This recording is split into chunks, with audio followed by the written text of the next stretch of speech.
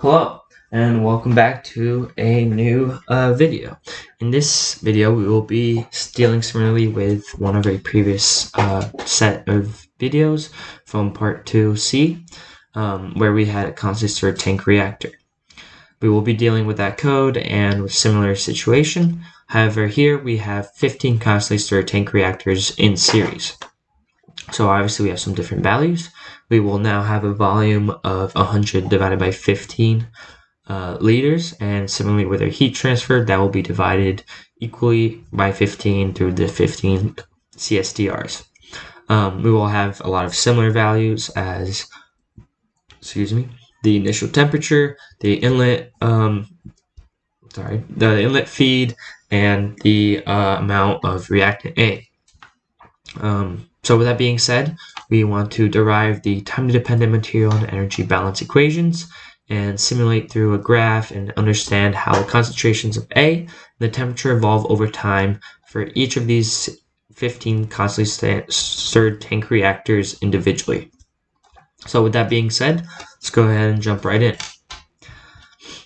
So up here I've pulled up our previous code from our Part C. And we'll be using that to kind of help us guide through this new situation with 15 unique constantly stirred tank reactors in series. So if you haven't seen those videos yet from our previous series, please go check them out, as it will help understand how we got this code and how we're starting from there. So with that said, let's go ahead and get started.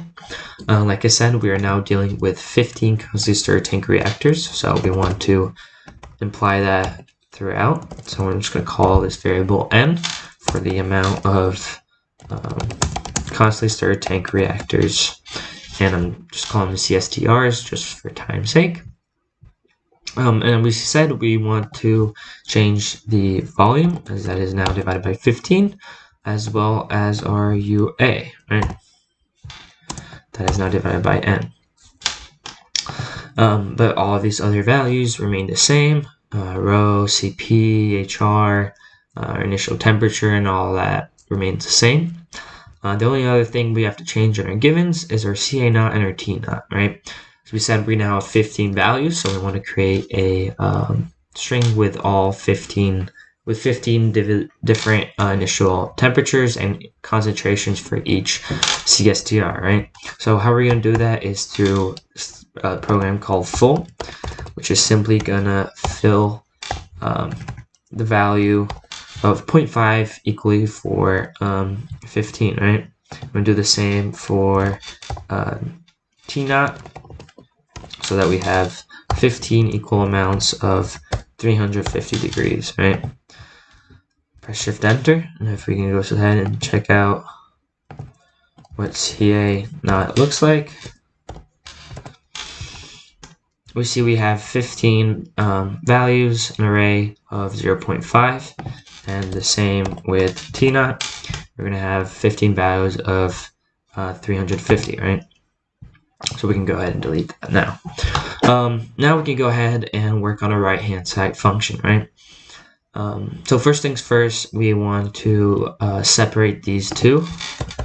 We want our CA and our T by themselves, right? What we're going to do here is we're going to do for CA, we're going to go from the first value all the way up until n. And then for T, we're going to go for n all the way to the end. So we're just going to do n colon.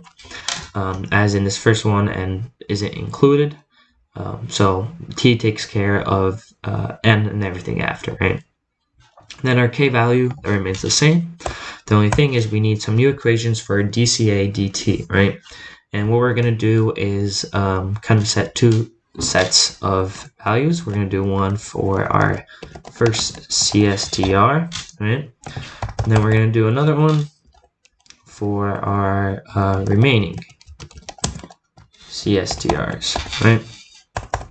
And then we're going to use a similar equation.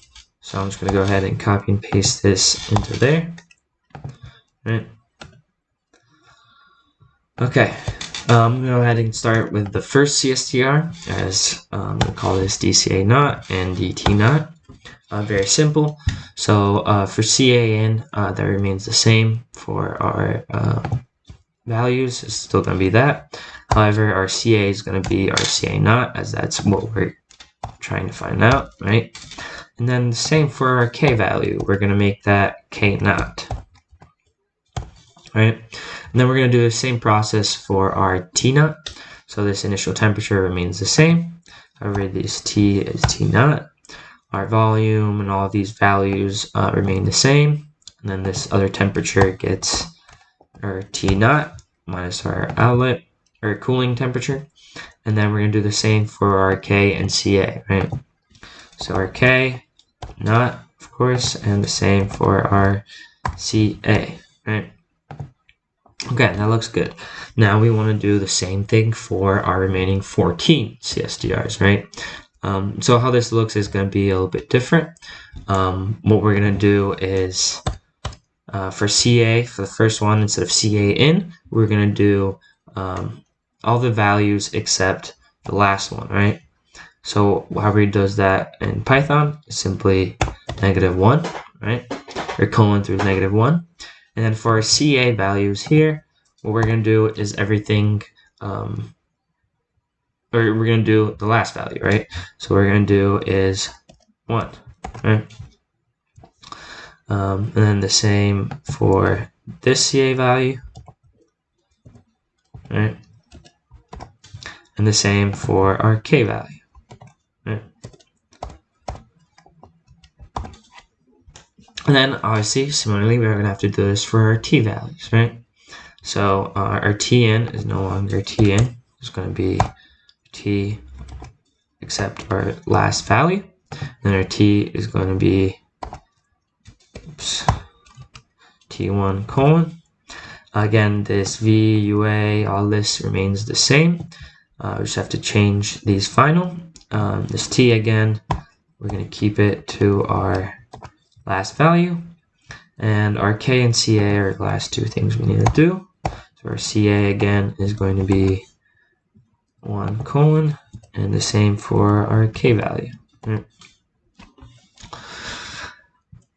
Sweet. Then now what we want to do is actually change our return value, right? What we want to do is concatenate. What it does is put these values together.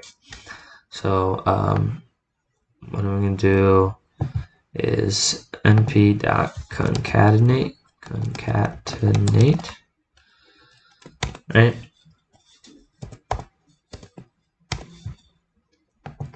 And what we're concatenating is these two values.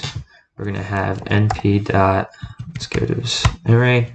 We're going to do r underscore, and we're going to have the not value and the actual value. So this is dca not and dca, right?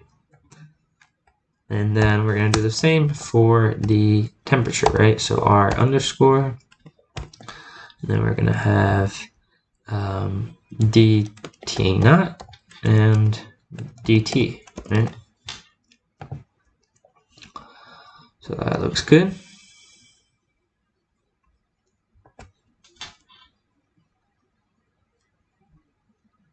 All right, and then we want to do the same thing with our down here, right? We don't have to change it much. We just want to concatenate these values. So concatenate.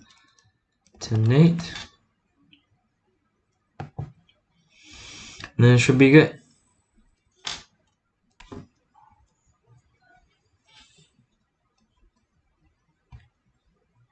All right, so this looks good. Now we can go ahead and start plotting. Oh, never mind. We had some issue. NPR. Okay, I think I might have put one too many brackets. I don't think we need these. Let's see if that does the trick. Nope.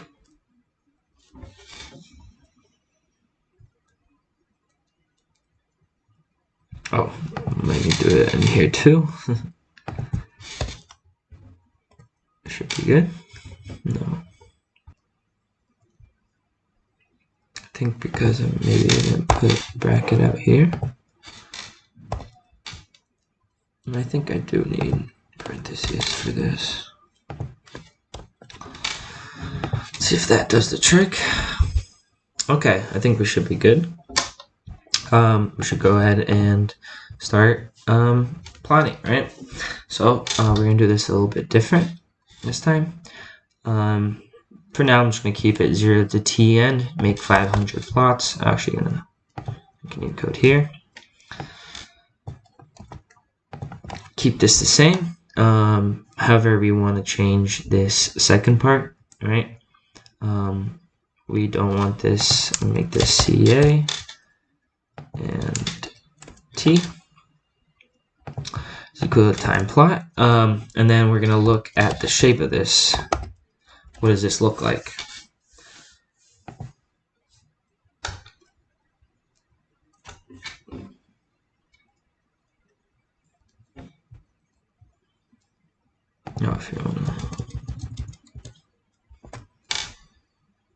So if you can see, we have 30 points for 500, and we don't want to do that. We want to reshape this out. So I'm going to click dot reshape. And what we're going to do is we're going to have split this into two, right? Because we want two values of 15, right? Instead of 30. So I'm going to do 2 comma n because they're 15, and then for our amount, we're still going to go with 500. See what that looks like. As you can see, now we have a bunch of steps. See what the shape looks like. We have it 2 by 15. Perfect. So now we can get rid of this shape and call this CA and T again, right? Okay, so now we can go ahead and finally plot this out. So I'm actually just going to copy and paste this and delete this one. Don't need anymore. Okay, so make this a little different. We need to make a for loop for all the values because we have 15 constantly stirred tank reactors, right? So make some plots that can be outside of it, but for loop. So I'm going to do a for I in range of n, which is 15, right? And we're going to have this stuff. So we're going to have our fig.add_scatter. We have a time plot, yes, and our y value is not going to be CA plot anymore. It's simply going to be our CA, right? Based on our I value, right? And then we want to change our name, obviously. So how we're going to do that is create a string. So FCA, and make this for I, right? And the same for our second plot. Instead of T plot, make it times T. I don't think we might need this actually. And then make this a string again for our name, so we know which what each constantly stirred tank reactor number it is. So that looks good, I believe, and we can go ahead and see what that looks like, right?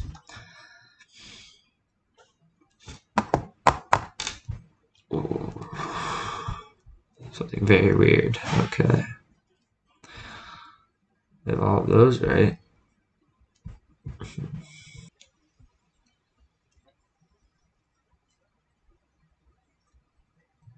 I think we definitely need to change this. I think it has to be for our I value, so I all the way to the n, I believe. And the same for our T value, I all the way to the n. Let's see what that does for our graphs. Okay. I think this might be it. There might be, looks like there's some issue though. I think our Tn might be a little large, so let's change this down to, let's say, 5, and then run everything again. Looks a little bit better, still a little confusing. Let's turn this down to, let's say, 3. Okay, it looks a little bit better. So you can see we have all our values, our CA naught, CA1, CA2, all the way up to our 14, right? If we zoom in a little bit,